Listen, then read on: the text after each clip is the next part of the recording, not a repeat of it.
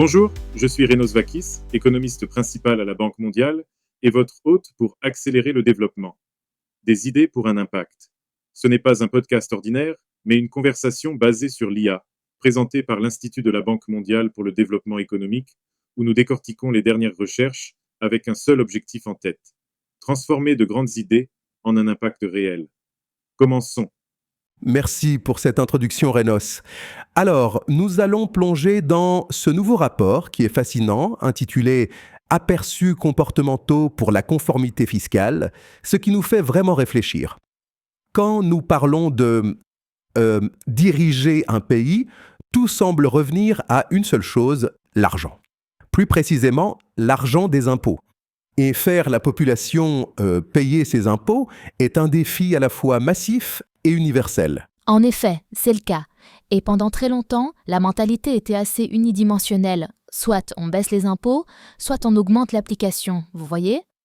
Mais ce qui est si passionnant maintenant, c'est ce nouveau domaine qui examine le comportement derrière la conformité fiscale.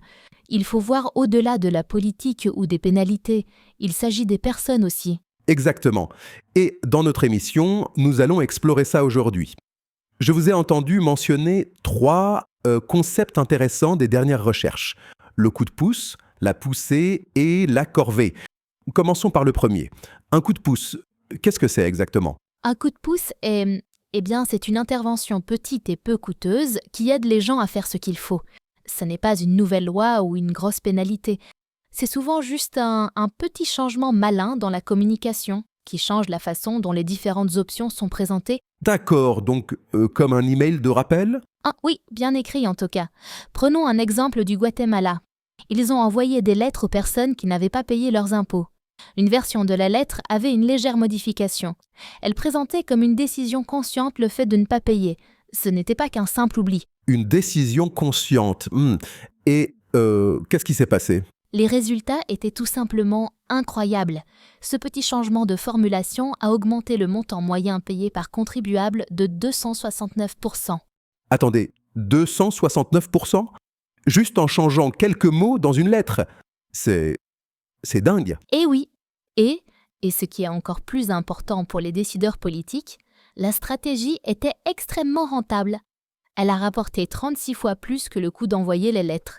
Preuve que de petits aperçus comportementaux peuvent générer d'énormes retours. C'est un changement de donne. Donc, un coup de pouce vise le comportement individuel, mais et le suivant, la poussée, ça sonne plus vaste. C'est plus vaste. Une poussée est une stratégie plus holistique. Il s'agit d'essayer de changer tout le discours sociétal autour des impôts. L'objectif est de bâtir une culture de confiance, vous savez, un contrat fiscal plus fort entre les citoyens et l'État. D'accord, donc comment pousser toute une société ? Un excellent exemple est l'utilisation de loteries fiscales pour les consommateurs. Quelques pays ont commencé à faire ça.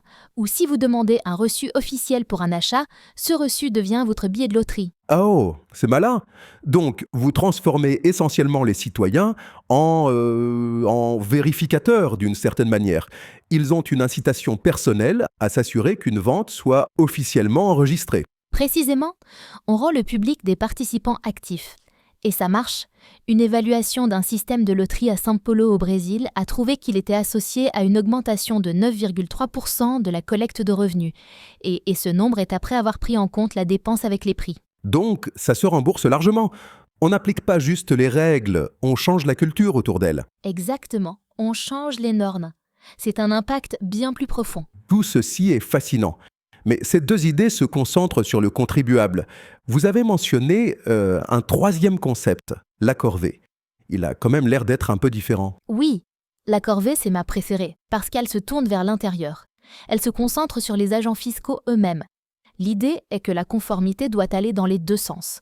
Le comportement du percepteur d'impôts, son professionnalisme, sa motivation, tout cela impacte directement la confiance publique. C'est tout à fait logique. Donc, à quoi ressemble la corvée en pratique ? Il s'agit d'améliorer le système de l'intérieur. Et parfois, les solutions elles sont super simples. Une étude au Punjab, au Pakistan, a testé une incitation vraiment nouvelle pour les agents fiscaux. Ce n'était pas un bonus en espèces, ils ont récompensé les agents les plus performants en leur offrant leur poste de travail préféré. Attendez, pas plus d'argent, mais juste un poste meilleur ou plus désirable? C'est exact. Une récompense non financière. Et l'impact a été impressionnant. Rien que cette incitation a augmenté de 40% les revenus de l'impôt foncier la première année. 40%. C'est incroyable. Ce qui nous montre que motiver les fonctionnaires responsables du système est tout aussi important que motiver les contribuables. C'est la pièce qui manque du puzzle. Il faut travailler sur les deux côtés de l'équation.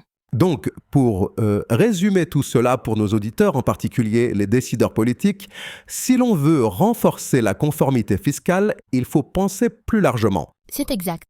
Alors, premièrement, le coup de pouce. Déployer des messages bien réfléchis et peu coûteux. Les retours peuvent être massifs. Deuxièmement, investir dans la poussée, où l'on construit une culture de confiance à long terme. Et troisièmement, et peut-être le plus important, ne pas oublier la corvée, où l'on améliore le système de l'intérieur. C'est le plan directeur. En combinant ces outils comportementaux, le coup de pouce, la poussée et la corvée, avec l'application traditionnelle, les gouvernements peuvent construire un système fiscal beaucoup plus efficace et digne de confiance. Ceci renforce le contrat fiscal qui maintient tout ensemble. À vous, Renos. Merci de nous avoir rejoints. Vous pouvez trouver le rapport complet sur notre site web. Cliquez simplement sur le lien en description. Abonnez-vous afin d'être le premier informé de la sortie des prochains épisodes. Et avant de partir, dites-nous ce que vous comptez faire différemment après avoir écouté cet épisode. Nous aimerions savoir comment vous prévoyez de mettre en pratique ce que vous avez appris et quels sujets vous aimeriez qu'on explore ensuite. Tout cela nous intéresse beaucoup.